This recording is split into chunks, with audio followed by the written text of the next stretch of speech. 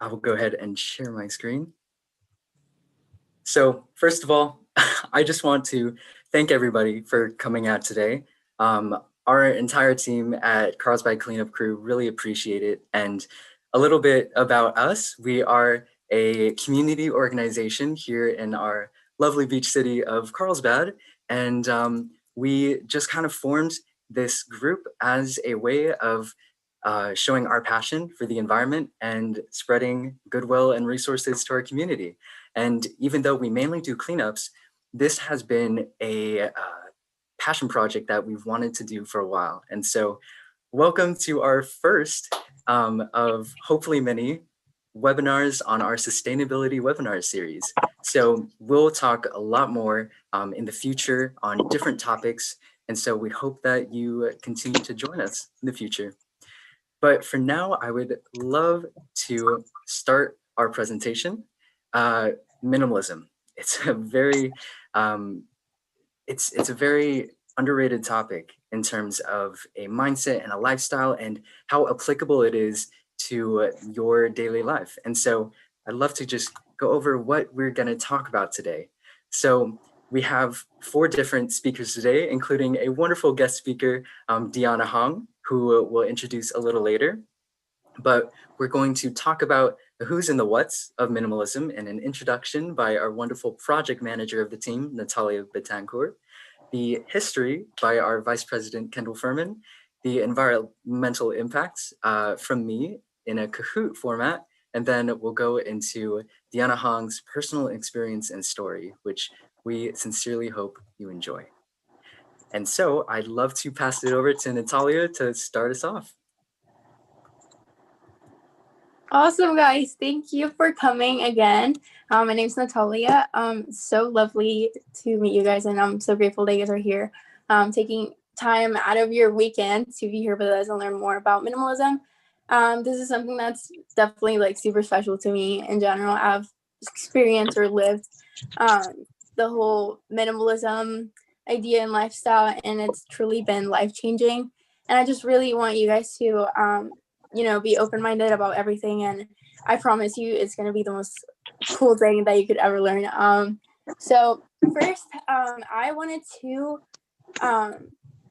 give a little introduction to our webinar. First, I'm going to give you an introduction to what minimalism is and why it started. And to explain to you why it started, we have a statement, which is humans are great at adapting.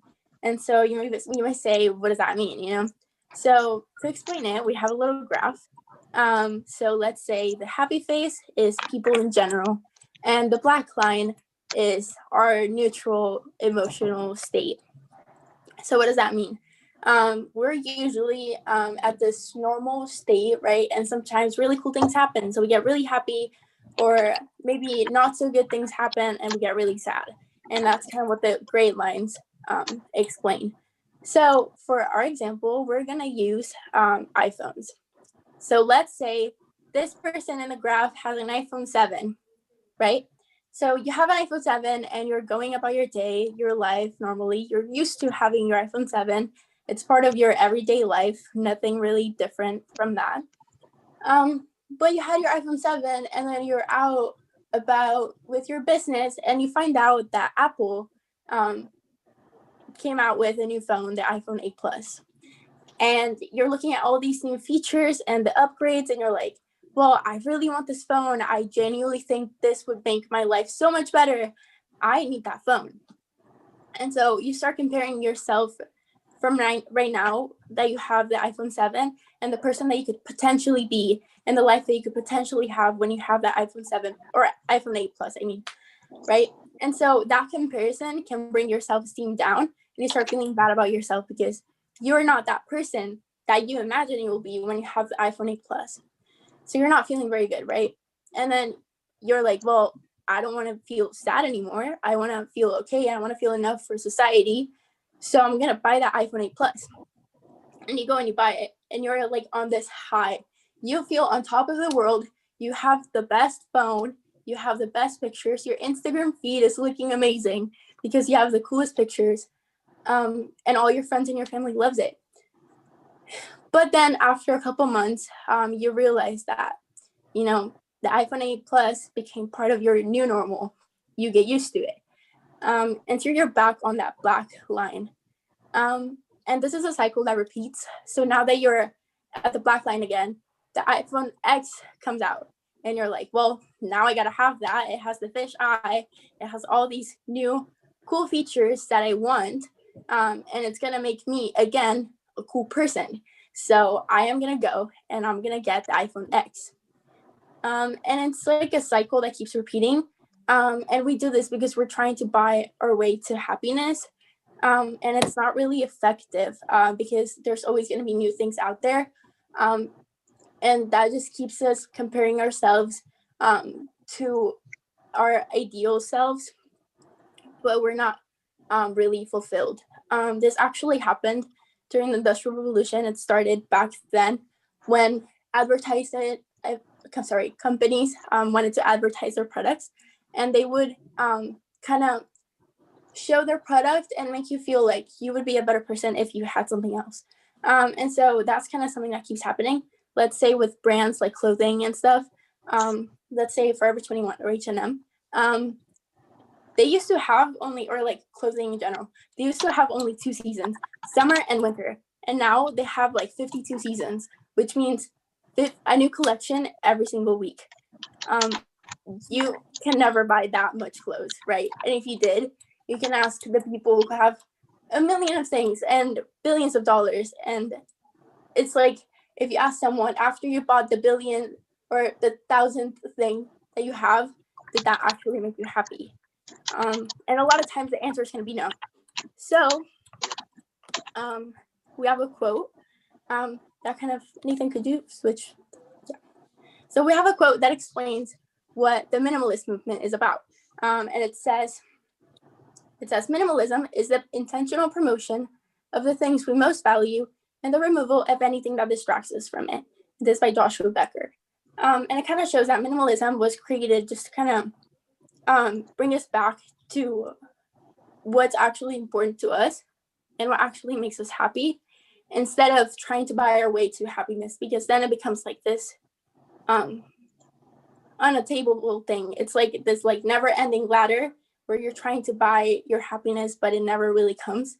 And whenever you do buy something, it's something that's momentary and not lasting. And so about taking everything else away and actually finding fulfillment within yourself. So now we're gonna talk about the history of minimalism with our Vice President, Kendall. So give it up to Kendall. Hi, everyone. My name is Kendall. As Natalia said, I am the Vice President of C3, and I'm going to be talking a little bit about the history of minimalism. So many religious groups from Buddhism to Christianity have mentioned some sort of denouncing possessions to gain spiritual focus or wisdom. You can actually see in the bottom right-hand corner Buddhist monks who practice minimalism as well. And the term minimalism became popular largely in the 50s and 60s for simplistic trends, first in music, and then in art and design, as you can see in the upper right-hand corner. And the ideas were pretty similar, basically just to remove everything except for the instrument or design pieces of focus. And as it became more popular in home design and architecture as well, people began noticing the visually appealing aspects of the minimalist style for themselves. But this was just the beginning. And soon the idea of less clutter evolved into a movement and lifestyle which actually countered consumerism. So next we're going to get into how consumerism has influenced minimalism. So since the Industrial Revolution, when we moved from handmade products to machines and mass production, this actually led to the overproduction of a lot of items, which forced us to find creative ways to make people buy all of these extra products. So advertising techniques were developed to convince people of the things that they quote unquote need. And the development of the internet has obviously only worsened things, as the methods for marketing without boundaries means that things are now much easier to buy and bring home than ever before. We even actually have smart ads that can target consumers' interests to get them to buy more. So this cycle of constantly buying, known as consumerism, fueled the minimalist trend as people began to desire simplicity and being intentional with the things that they buy, which resulted in more money for them and less physical and psychological clutter.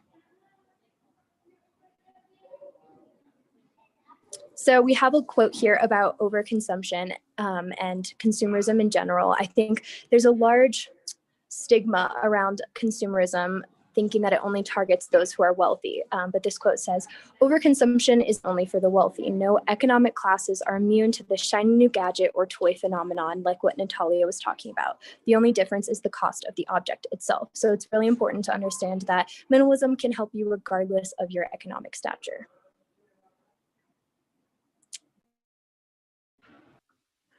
Thank you so much for that, Kendall.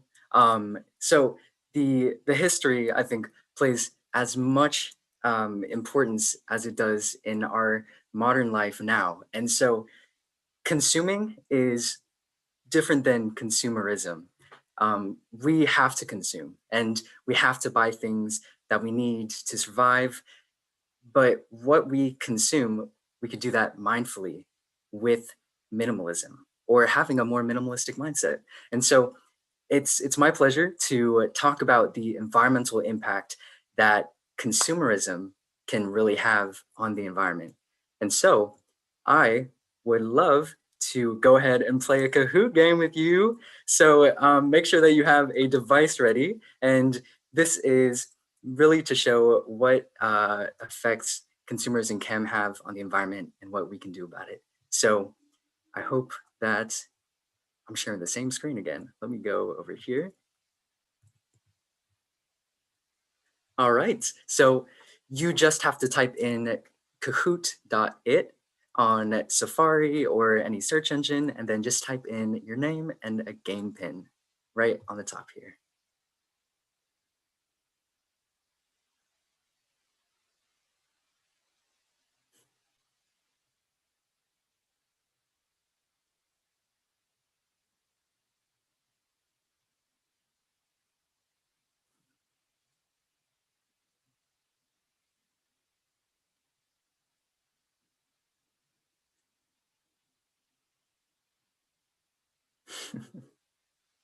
And if you guys have any trouble joining, just let me know, give a holler, and I'll help you out.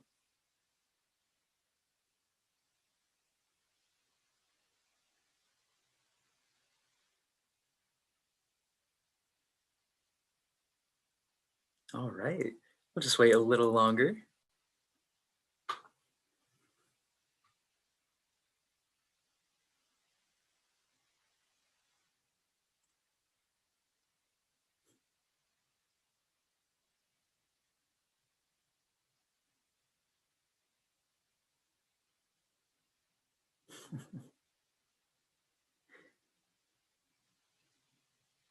Love to see everybody's names.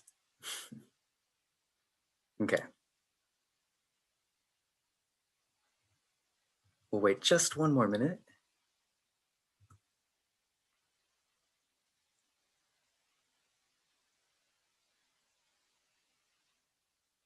Okay, that is mostly everybody. So we can go ahead and get started. If you can't join right now, you can always join later in the game. You just type in the pin again and you can go ahead and join. But for right now, I would love to explain and try to bridge how sustainability and minimalism fit in together. And so when researching this first question and this first example was something that really shocked me, and I hope that I'd love to get your input on this. So, how much do you think product usage makes up Apple's overall carbon footprint?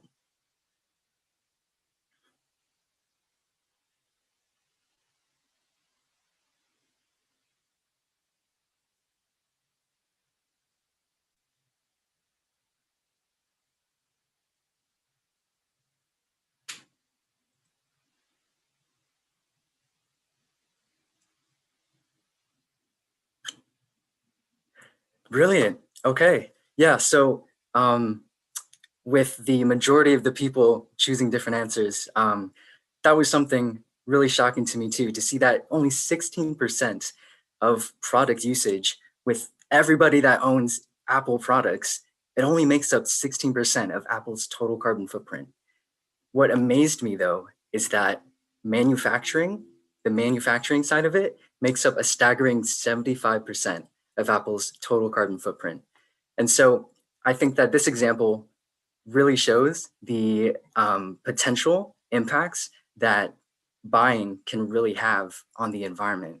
So using and saving and making the most out of the things that you have instead of purchasing, that can lead to some pretty big effects. And now I would love to go to our next question here about what we think consumerism is responsible for up to.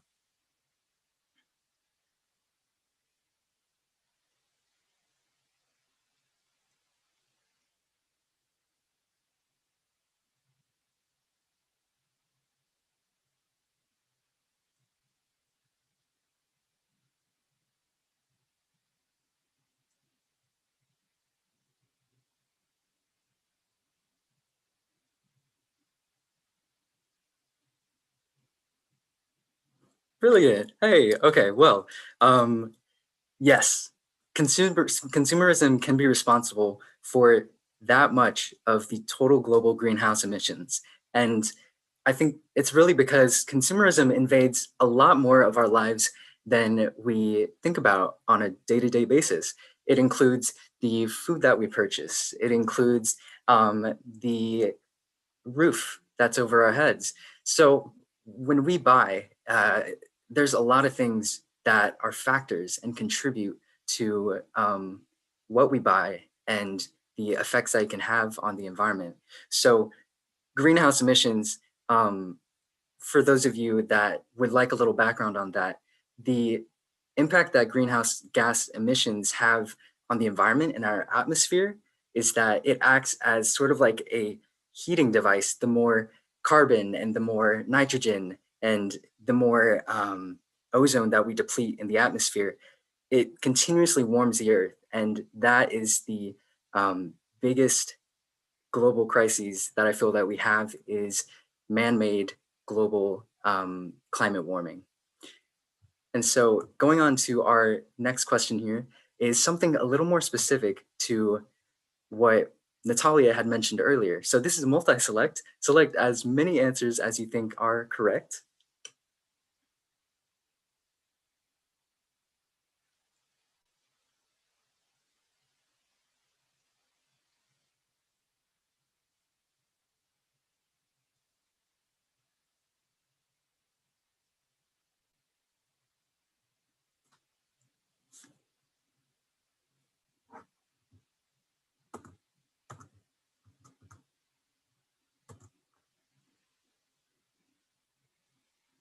All right.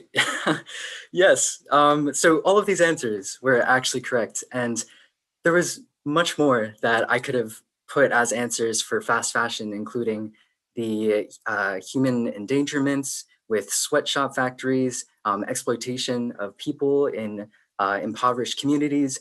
But really, fast fashion as an industry has so much impact on the environment. 1.5 trillion liters of water annually, 10% of global carbon dioxide emissions.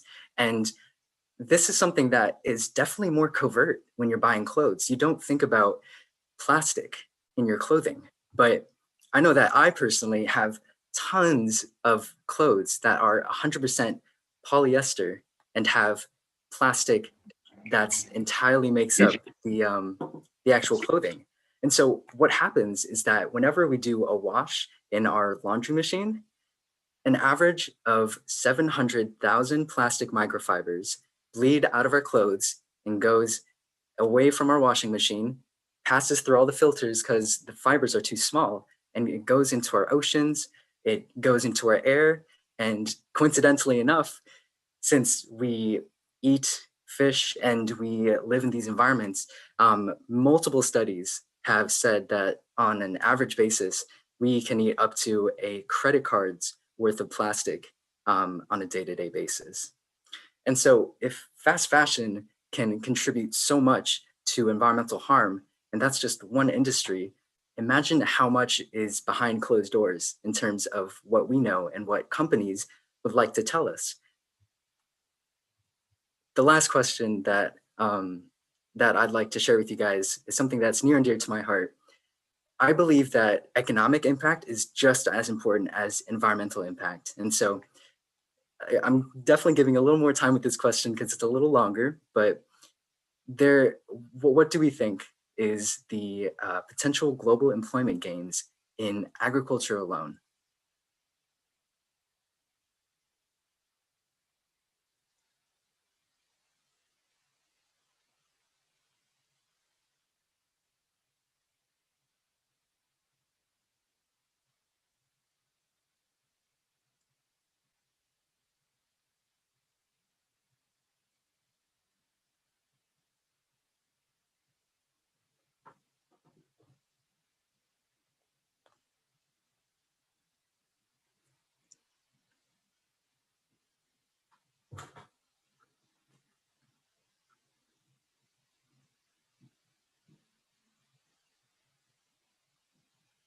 All right.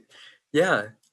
It may seem a little far-fetched, but yes, predictions for 2050, just 30 years in the future, 362 to 630 million jobs in just agriculture alone is predicted to arise from sustainable management practices if we implement it correctly. Green jobs and the future of the environmental aid is so important, and people are starting to realize that more and more. And whether the jobs can include ecotourism to working in more public environmental sectors, some of it is really based off of what we consume and what we'd like to support and see. And so that I think can be a big takeaway, is that consuming and being mindful about what you purchase and what you want to support can have major impacts on the environment. And I would love to pass it over to my friend Andrea to talk a little bit more about how companies are trying to put the wool over our eyes in terms of what they're doing for the environment. Yeah, thank you, Nathan. Hi, guys. My name is Andrea, and I'm also part of the C3 Club. And today I'm going to be talking about greenwashing. So, what is greenwashing? Greenwashing is the process of conveying a false impression or providing misleading information about how a company's products are more environmentally sound. Greenwashing is considered an substantiated claim to deceive consumers into believing that a company's products are environmentally friendly. What this basically means is that big manufacturers and companies use false marketing to get us, the customer and consumer, to create a higher demand equaling fast fashion, as Nathan said, using harmful ingredients. They tell us lies that aren't clear, and they don't use evidence to back up what they say, when most companies like H&M, Lush, Aveeno, Lululemon claim to use recyclable materials, right? But in reality, they just use plastic and other harmful products and materials that could eventually pollute into the ocean and hurt our environment. So they don't really practice what they preach, so to say. A lot of eco-friendly websites and companies have started to say that they have started to say more and more that they do support our environment, which is kind of eye-raising, because why are so many people trying to sell the fact that they help our environment? And when they don't, they just try to make themselves look good, and they just want more money, which is really sad, because nowadays it's all about the money. So they try to harm us, harm animals, and harm our environment in order for them to win in the end. Why is greenwashing bad? And it is bad because they try to sell their brand by tricking us into thinking that they care and they have our best interests at heart, and that their products are safe. And it encourages us to create damaging habits, which is not what we want, because we want to keep our minimalistic lifestyle by keeping things that mean a lot to us and things that we need. But they just want us to buy more by, Talia said, creating more and more random collections, like every little collection that they have, so that them, again, could win. How we can spot greenwashing and how we can stop it is really easy, actually. Since greenwashing is super common in the makeup and body product industry, they like to use fancy words on their packaging to trick us into thinking they're natural, but they're not. Some ways you could spot this is reading their ingredients on the back. Some top 3 ingredients you see on the screen is sodium chloride, petrolatum, and distilled-ammonium chloride. Those are really toxic. Also, researching. I really want you guys to research. The next time you go to a store, really look at their products. Even if they're really long and you don't understand what they mean, you can get an app called Think Dirty. I personally have that app and it's super easy. You simply scan the barcode on the back of an item and it right away tells you what the toxic products are and what the good ones are. Contact the owner of these websites and look at their websites to see if they have any evidence, like pictures or awards and achievements to back up if they really do support the environment. If they don't give you an answer and they don't tell you exactly how it is that they help our community, then they're not really supporting and they're lying to us, which is really sad that so many of these big companies that you think are good are really not. So look past the marketing, research, and to tie it back to minimalism, we really have to think about what we really need and what is good for ourselves, good for our environment, and how we can give back, and for our animals. We want to stop the harm of animals, of course. So thank you. All right, so now we're gonna ask ourselves, why minimalism? Out of all the things that we could do, why would we choose minimalism? And I have 6 reasons why you should be a minimalist. So the first one is that you're gonna experience a lot less stress because you're only gonna be having or doing the things that actually bring you joy. In a way, you can become like an essentialist where you're bringing that minimalist mindset into every aspect in your life. It's not only like the physical things, but it's also like psychologically, or like the things that you do, like your mental health and everything. So you're going to experience a lot less stress. The second thing is that you save a lot of time because if we think about it, if you have a lot of things, you're going to have a lot of things that you have to clean. Or let's say that you have thousands of options for outfits every single day. If you had a minimalist closet, it would be so much easier to pick your outfit every day, and all of your pieces would be pieces that you actually really love. So you would like your outfit every day. Okay. And the third one would be invest your energy into more meaningful things. You're going to have a lot more time because you're going to be saving time, like I said, doing things that you don't really need to be doing. And you can use it to do things that actually bring you joy. So maybe that is hanging out with someone that you love, spending time with your family, learning something new, spending that time into yourself and to bettering yourself. And that's like amazing. The fourth thing is that you save a lot of money. So that brings us back to the whole being eco-friendly because it's like quality over quantity. Instead of buying a bunch of little things that are not going to really satisfy us, we're buying just like the things that we actually really need. And I think honestly, this is the best thing for your wallet because you're not buying things that you don't need. Let's say that you go to the store and you're thinking, okay, I am going to buy this thing. But then you go into the store and then you see other 5 things that you really like. So you end up buying like 6 things, right? But you went to the store only for one thing. So you spent a lot more than you actually intended on spending. And so this is not what we want. So something that I do and my family does is that, let's say we want something new, we think about it for at least a week or like 3 days. And if you can find what time that should be for you. But so you think about it and make sure that what you're buying is something that you actually want. And honestly, it's just way better for your wallet and you save a lot of money.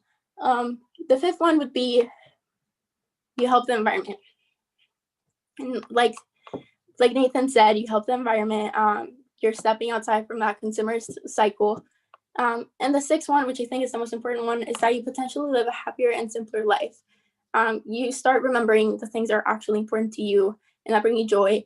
And it's not like momentary happiness, and it's more lasting and fulfilling happiness. And so there's a quote that I really wanted to include that's by the minimalist. That's love people and use things. A lot of times we praise material things, and we kind of think that by buying things we're going to be happier, but in reality those things are just things. They're not going to bring us anything. I am a fan of The Little Prince, the book, the children's book. I am an absolute fan. And the fox in The Little Princess, the things that are essential are invisible to the eye. So it goes back to that same thing. Let's say that you have, I don't know, like a box that has a lot of meanings and it has a lot of clutter, right? But it's not the box and the things that are in it that are important. It's the meaning that you gave to it, right? And those memories you already have inside your head. So it's about learning the difference between the material and the emotional and separating both. So now we're going to go to our guest speaker, Deanna Hong. We're so excited. She's amazing. She's going to tell us a little bit about why she chose minimalism. Okay, thank you so much, Natalia. And can everybody hear me? Cool, awesome. So I'm going to share my screen because I made a little presentation for you guys. But first off, I just want to say thank you so much for having me, you guys. It's such a pleasure to be able to connect and talk about this topic, and also just to connect while we're in quarantine because we're not seeing anybody in real life right now. Give me a second. See my screen? Awesome. Thank you for the visual cue. Okay, so I just want to make sure I'm good on time. Okay, so becoming a minimalist, I specifically chose this title because I think minimalism, there's no end point. It's a mindset and it's a lifestyle of lots of daily decisions that we need to make to embrace this thinking of intentional consumption, being really thoughtful with what we buy and what we bring into our life, from physical things to the things we eat, to the things we watch, to who we talk to. So it's really a mindset. And this might shock a lot of you guys, but I actually wasn't always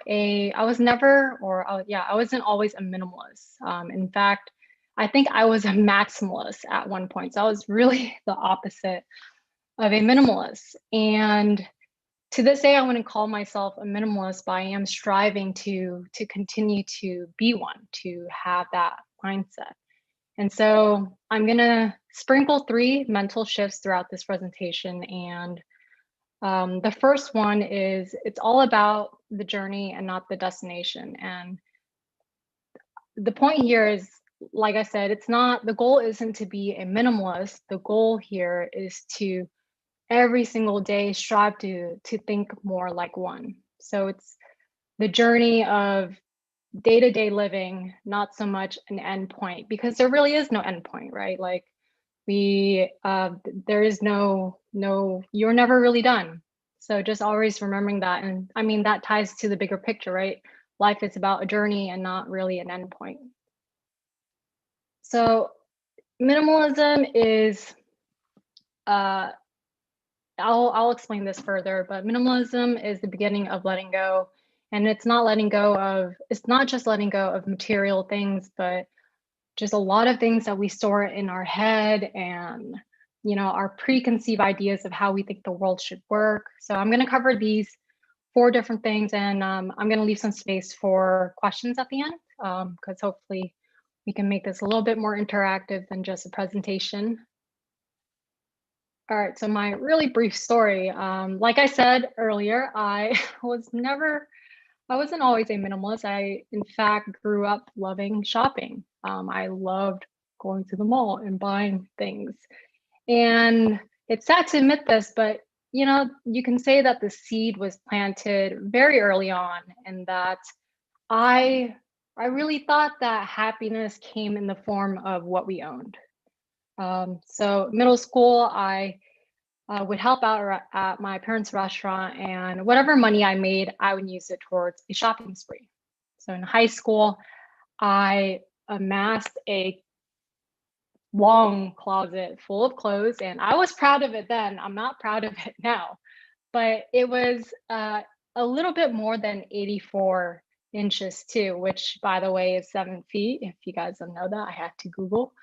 But the point is, I had a lot of stuff, and a part of me was like, cool, I'm really proud of that. But then there was a part of me who also, like a lot of you guys, care about the environment and wanted to do some good. And I was a creative person. I was involved in student government. And, you know, there was this part of me that had this deeper connection to more important things. And during my junior year, I ran into some drama, and you know, we all go through this. I don't even remember what the drama was about, but that is just how insignificant high school or any sort of drama in life is in the grand scheme of life.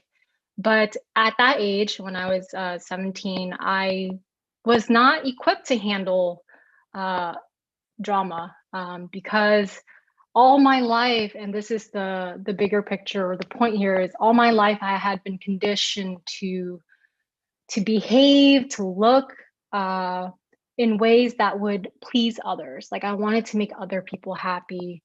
And so a lot of my decisions reflected that. And when I got into this drama, it reversed everything. It made me, I couldn't handle not being liked so much that I ended up leaving high school a year early. So the mental shift here is, and it took me another 10 years to actually cement this idea, but you are not what others think of you. And I don't know, maybe this is a lifelong lesson that we'll all go through, because I still have to remind myself this, but you are not what others think of you. You are what you think of yourself. And I think through the process of like conditioning and socialization, we end up giving our voices away to the pressures around us. And so this is a important mental shift. I wish somebody told me early on that it is really important for us to love and honor ourselves, to accept ourselves for how we are and who we are, and not to let the voices of those around us crowd out our own. And honestly, that's the story of my life, or at least for the past 10 years, is that throughout college, after college, I would make these decisions all in an effort to appease other people. And so that's why I went to the college that I did. That's why I studied business. That's why I moved to San Francisco, got the job that I did. You know, everything was this driven by this desire to make the people around me happy, not myself. And unfortunately, even though on the outside it may have seemed like I was living the life and got a degree and was like working in San Francisco and being able to afford that lifestyle, deep down, I wasn't really happy. I was actually quite miserable. I was depressed, I was lost, I was confused, and I was so disconnected from my emotions because I would suppress it. I would, like, in an effort to please everybody else, I had totally lost a connection to myself.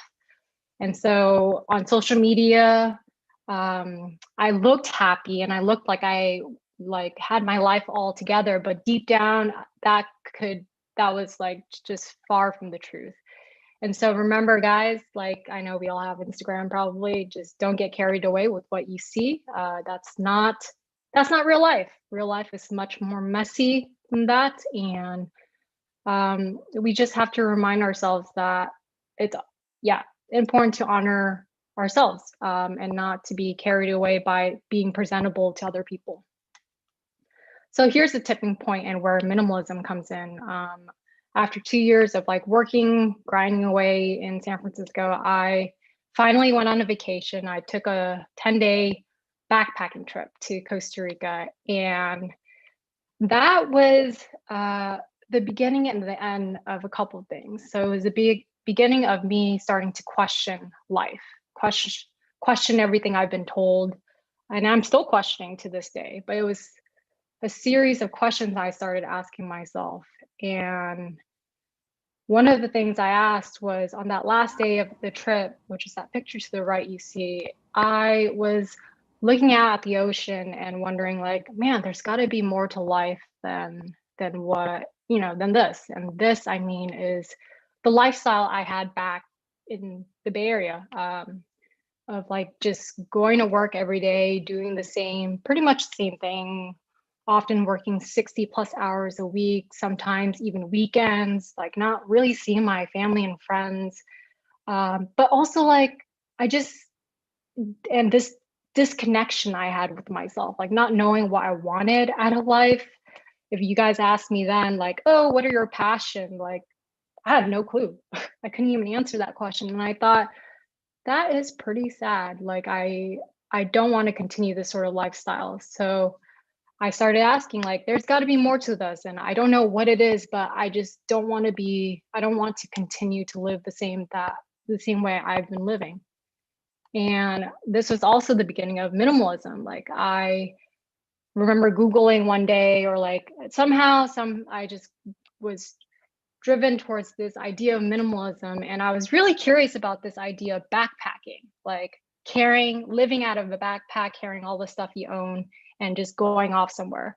And I saw people living like a really awesome life, just traveling out of a backpack. And it made me wonder, like, hey, maybe, I don't know, they have something figured out. I don't know, but I'm curious about it. So I started embracing that lifestyle of minimalism and owning fewer things. And I think just forcing myself to live out of a backpack and making sure I have everything that I needed, that was really what helped me break free of a lot of things, like break free from my attachment to owning things. That, yeah, happiness isn't found in what you own or wear. It's the experiences you're having with people, and conversations, learning new things. Like, it's just totally different from what I was used to. So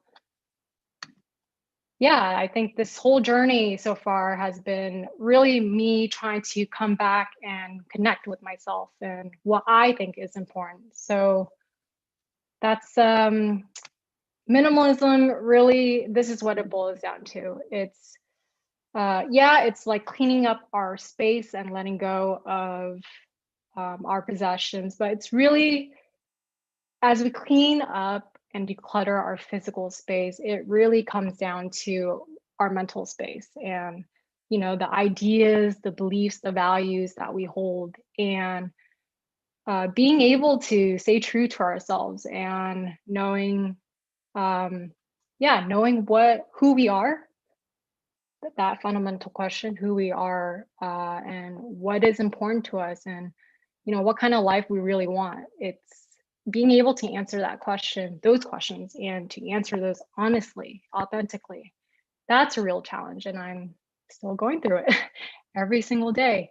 It's not easy, because if you're participating in modern society, like we all are, you're constantly bombarded with news, pressure, voices, expectations from people around us, from society, the media, of how we should be. And this Instagram versus reality photo is such a perfect example of that, right? It's like, on one hand, we want to look all glam and put together and like have this highlight reel and have a lot of subscribers and all that. But the reality is that's just not where the true meaning and happiness and fulfillment of life comes from.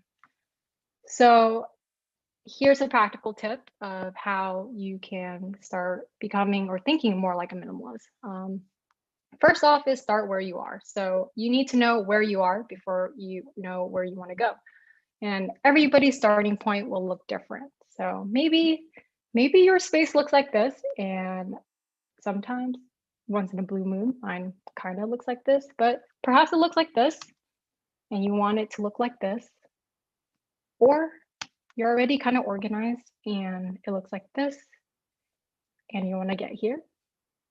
Yeah, it's the same photo, but the point is everybody needs to find what works for them, because our starting points will look different, our journey will look different, and your definition of minimalism will be different. And that's all okay. There's no right or wrong. But the important thing is finding what works for you and honoring that. You know, don't compare.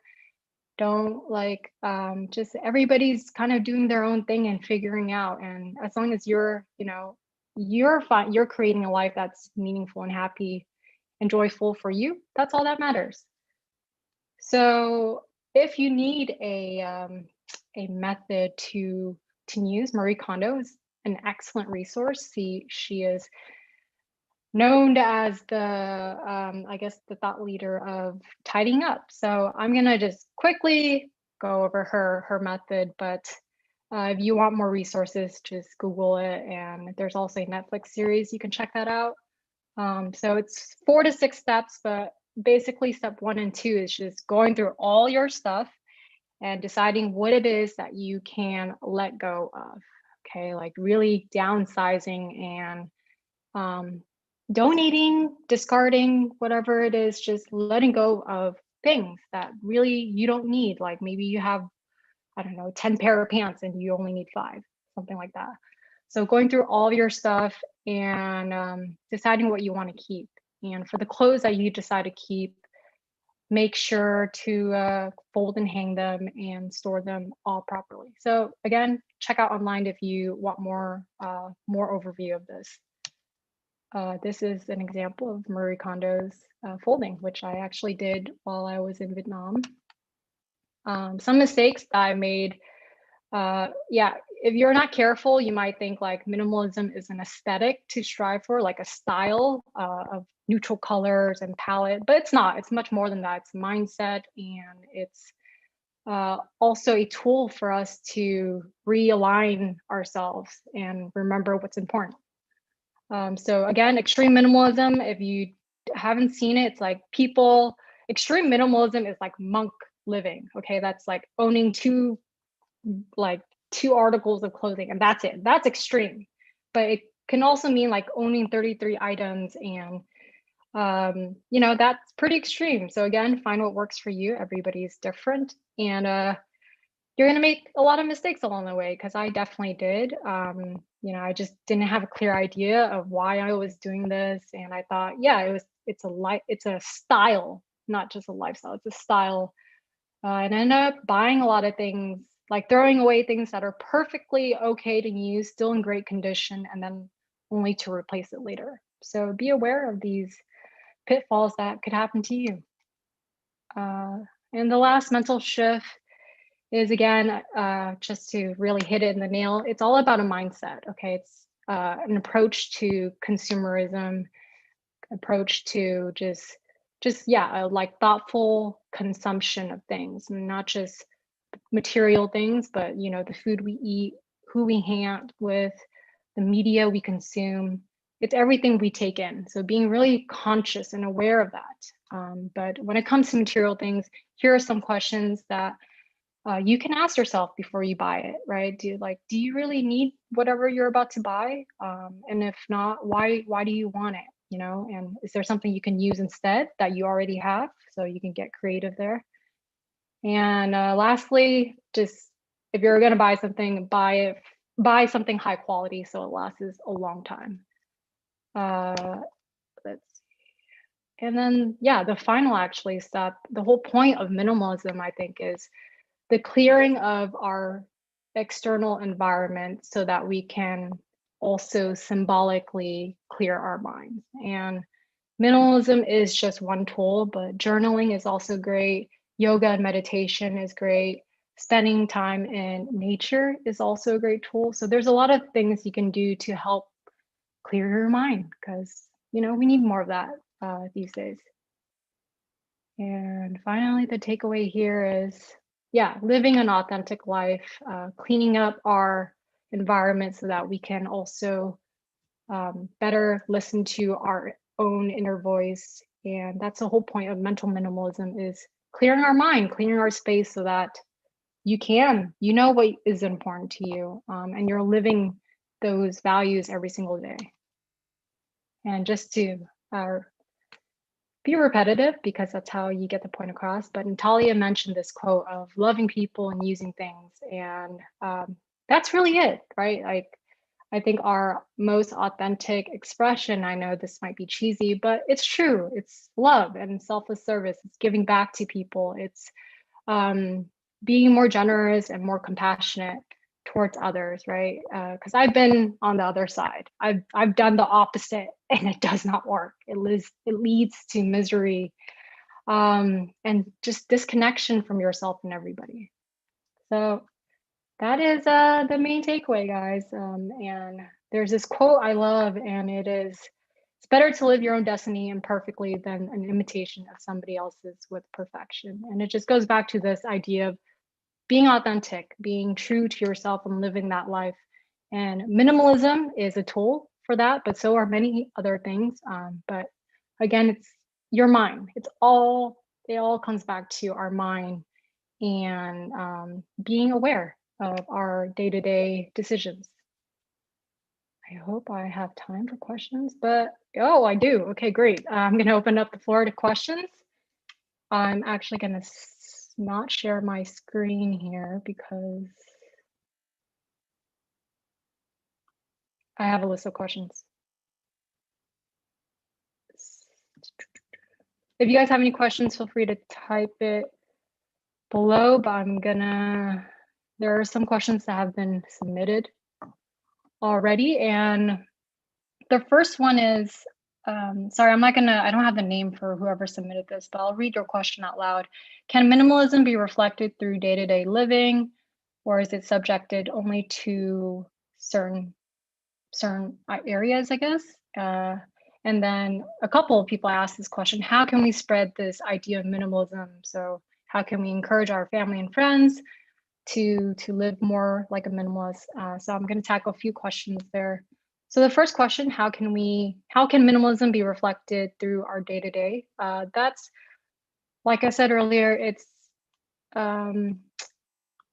there's so much opportunity for us to employ this mindset of minimalism. So for example, when a big a clear example is just what you buy, right? Like what you choose to buy when you're out going shopping. That's always a chance for you to employ minimalist thinking and really, asking yourself those questions I shared earlier. Like, do you really need this, or do you want it, and why do you want it? Is there anything else I can repurpose? So that's one way. So it's what you buy, but minimalism can also be like, and it's more of that mental decluttering that theme that I've been bringing up. It's just clearing our mind. It's letting go of our preconceived ideas of how we think the world works.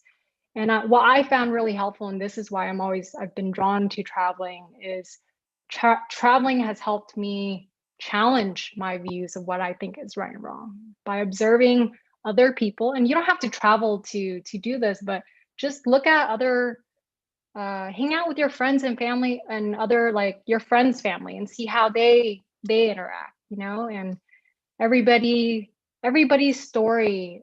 Like, we experience the world through our own lens, but everybody has their own reality going on, and nobody has a more right or wrong answer. It's just, that is your reality, what you experience. So exposing ourselves to those different versions, meeting other people, that helps us also question our own thinking and whether or not we are in fact aligned with like true reality. So it's mental minimalism, and it's also physical, like questioning what do we really need to own more things? And then a few people actually asked this question: how do you spread minimalism to your friends and family, for example? And I would say when it comes to sharing this whole lifestyle, but also the bigger picture, sharing any sort of idea with people, it helps to walk the talk first. So really, if you care about, like, if this is something really that resonates with you, live it. Like, let your actions reflect these ideas, and let other people decide for themselves if this is something for them. Because if we try to go the route of telling people how they should live, it's too, okay, sorry. I'll wrap up here, but just make sure you live your values and inspire people through your actions. And if people are attracted to that lifestyle, they'll naturally choose it themselves. And it's better for people to choose it out of their own motivation than to feel criticized for going that path. Do you guys want more? I know it's already 2, so I don't want to. Well, I think just before we continue going on, because we'll be able to have a lot of time available for questions and getting to know Deanna a little better. And so what we're going to do beforehand is, first of all, thank you all for coming out. It's been a pleasure to talk with you all and share our resources, which will actually all be sent to you individually, whether through an email or through a text message. So if you feel like you haven't caught up or took notes on all the resources we talked about, they will be available to you. And before people start heading out, I would love if you guys could fill out a feedback form, just because we want to keep improving what we're doing here and continuing what we're doing with the best possible ways we can. And so we'd love to get your honest feedback whenever possible. But yeah, if you'd like to stick around for the rest of the Q&A, we'll be available for however many questions that you guys have. So yeah, thank you all for coming. And Deanna, I'd love to pass it back to you. Cool. Thank you, Nathan. And yeah, if anybody needs to run, feel free. But I will just try to answer a few more questions.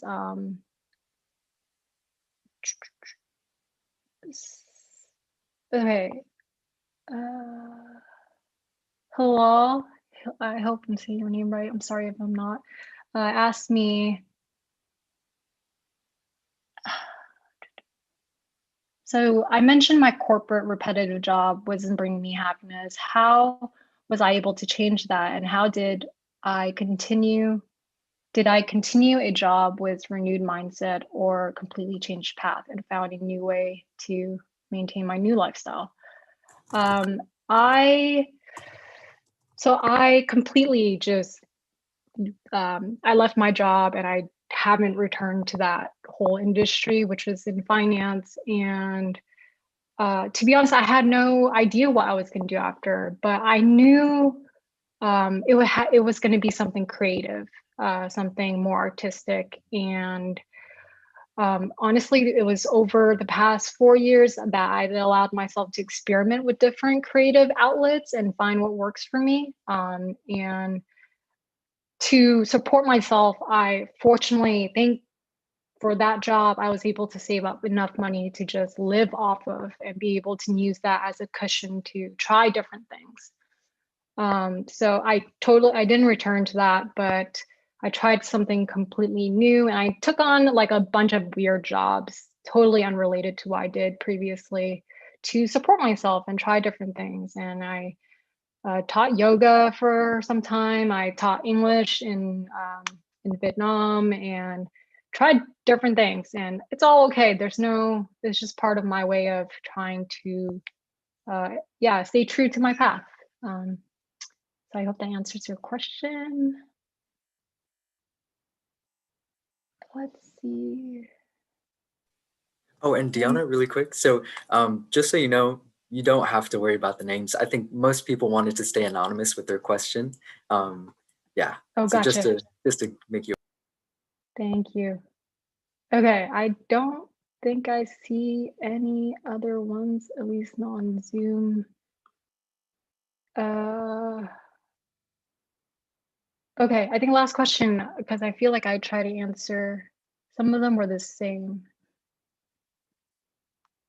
One question is, what should my first step towards minimalism, towards a minimalist lifestyle be? That's a really good question, or at least a good clarification. So the first step is it's coming back to our mindset and thinking and shifting our perspective a bit. It starts there. Like first, it's one, like understanding what minimalism actually is, which is a mindset of intentional consumption, right? And also a tool for helping us clear out our space so that we can create inner space to reflect and hear what our soul is speaking or truly wants. So just getting clear on that it's first changing the way you think, and that's easier said than done, but that's the beginning. And from that mindset, then you go about your day to day and always return to that belief system of, do I really need more stuff?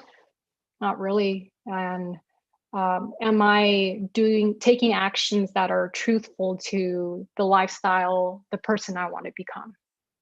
So mindset first, and it's a lot harder but then living that day to day through your daily actions. Okay, 2 more questions. Any stores or website you suggest? Actually, I have books.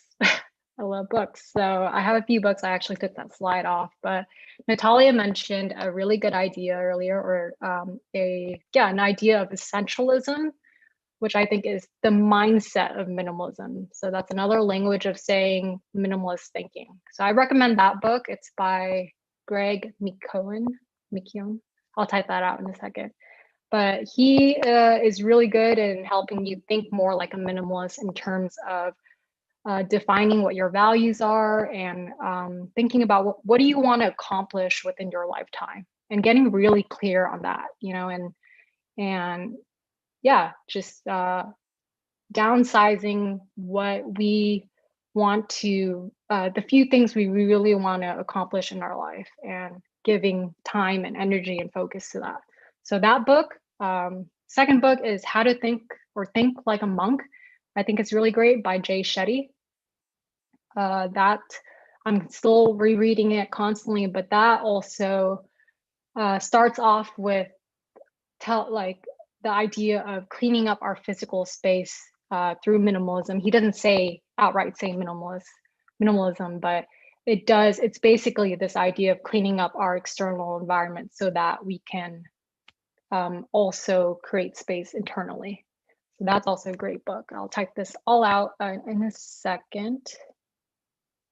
And I think last question here is, do I have any personal goal this year around minimalism? I definitely do, but it really comes back to mental minimalism and staying true to my own path and continuously letting go of my desires that are fueled by, like, say, social media or parental figures or media or society, like trying to really, I can't block them out, but just remember that, hey, I'm always going to have this noise coming in and telling me how I should live my life. So the goal for me with mental minimalism is being able to filter out the noise and stay true to myself and kind of live the life that I want for me. That would be my big goal for this year. Cool, guys. Well, I think that's about it. And if you have any other questions, feel free to connect with me on Instagram or YouTube. I'm actually gonna share a decluttering video very soon on YouTube, so you can check that out. But I really appreciate you guys all joining me today, and C3 for hosting me and collaborating with me on this. It's been such a pleasure working with you guys, getting to know you guys. And I do genuinely hope that one day we can meet in person once this is all over, and be able to, yeah, connect in real life, because that's the point of it all, right? So yeah, thank you, Nathan. I really appreciate it, and I hope you guys all have a wonderful weekend. Thank you so much, Deanna. And thank you to everyone that has sticked around for the questions. And I know that some of our members that presented today had to leave, but thank you so much to Natalia and Kendall and Andrea for presenting, and our project team for setting this up. So yes, Deanna is an amazing person and a YouTuber, and she is a great influencer and really personable. So yeah, definitely reach out to her for anything on minimalism, and we'll definitely share all of your social links in the resources packet that we send out. But if anyone has anything else, feel free. But yeah, thank you so much for coming. Thank you, Deanna. Thank you. Thank Bye. you, everyone. Bye. My buddy Bye. Nathan. Thank you so much. He's a Great leader. job. Bye. Nathan Lou. What a man. Bye, guys. Bye, Steffi. Thanks for coming, Misty and family. Thank you, Sinjin, for coming. I appreciate it, dude. Thank you, know I'm Nathan. always here. See you guys soon. Bye-bye. See you soon. Bye. Thanks. How you doing, buddy? I'm good. How are you? How are you? You know, just chilling like Bob Dylan and dealing with the hand I've been given.